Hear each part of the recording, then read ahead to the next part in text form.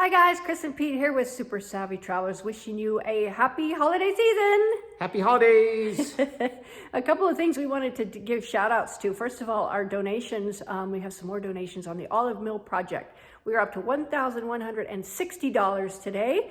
Thank you guys. And we want to thank Gerard and Kelly for donating. Thank you guys so much for your donations. And not to forget our mysterious benefactor, because he, she, they are so awesome. And a couple of other things I wanted to let you know about. In case you didn't know, we have the new channel, which is Dream Big and Make It Happen. You want to go over and check that out. That is motivational stuff, relationships, you know, just anything that's bugging you in life. I got some ideas on how to handle it and how to dream big, first of all, and then make the dream happen. So there's a lot of really good stuff on there.